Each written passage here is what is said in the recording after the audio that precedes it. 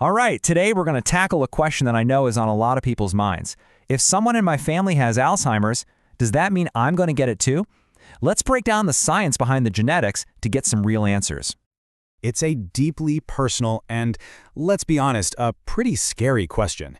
And the thing is, there isn't a simple yes or no answer. To really understand your own personal risk, we've got to look at how this disease is and isn't passed down through families. Yeah, the truth is, the connection is, well, it's complicated. It's not as straightforward as something like inheriting your eye color. To really get a handle on it, we need to dive into the genetics. So, let's start right there. What does the research actually tell us about the link between our genes and Alzheimer's disease? Okay, so the first thing to really get is that while your genes are definitely part of the story, they aren't the whole story, not by a long shot. Think of your genes as just one ingredient in a much more complex recipe. And to really get to the heart of it, we need to understand that when it comes to Alzheimer's, not all genes are created equal. In fact, there are two very, very different types that we need to talk about. So according to the Alzheimer's Association, these genes fall into two buckets. You've got risk genes, which, as the name suggests, increase your likelihood, and then you have deterministic genes, which basically guarantee the disease will develop. Let's really break down what that means. Now, this slide is so key to understanding everything. Look at the left side, risk genes. The best way to think about them is like a weather forecast that says there's a higher chance of rain. It might rain, it might not, but your odds are a little higher than average, and these genes are actually pretty common. Now look at the right side, deterministic genes. This is a totally different ballgame. This isn't a chance of rain. This is the forecast saying a hurricane is making a direct hit. It's a certainty. But here's the crucial part. These deterministic genes are incredibly rare. So, what are these actual genes? Let's put some names to them and meet the key players in each of these two categories. The most famous or infamous risk gene is called APOE4. Now, we all have a version of the APOE gene, but it's this specific E4 variant that is strongly linked to a higher risk of developing Alzheimer's later in life. And this isn't some tiny mutation, a pretty significant slice of the population, somewhere between 15 and 25%, carries at least one copy of this risk gene. And here's how it works. You inherit one APOE gene from each parent. If one of those happens to be the E4 version, your risk goes up. Now, if you happen to inherit an E4 copy from both of your parents, your risk goes up even more significantly. Okay, so let's switch gears and talk about that other category, the deterministic genes. And I'm going to say it again because it's so important. These don't just increase your risk, they directly cause the disease, but they are responsible for only a tiny, tiny fraction of all Alzheimer's cases.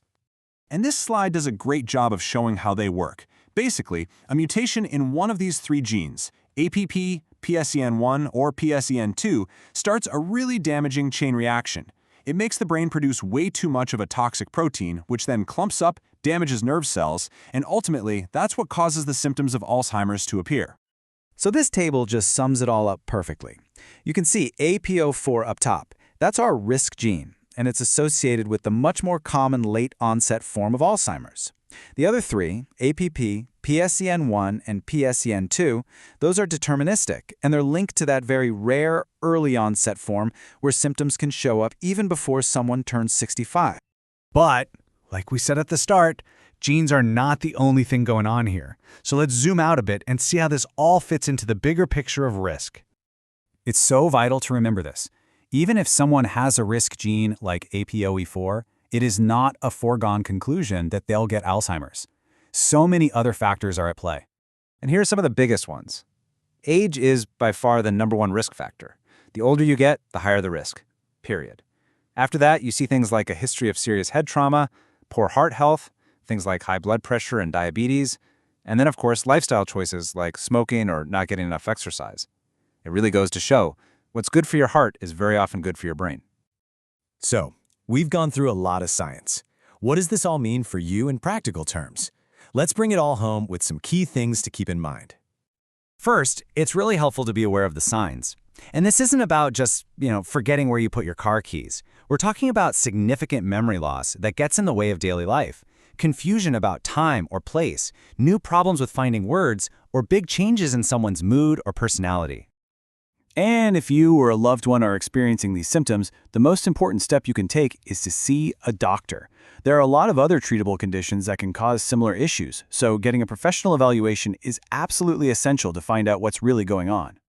Now, you might be thinking about genetic testing. It is out there, and it can tell you if you carry risk genes like APOE4, but the decision to get tested is a really personal one. The results can be emotionally heavy, so it's definitely something you should discuss very carefully with a doctor or genetic counselor before jumping in. Which really brings us to this final thought.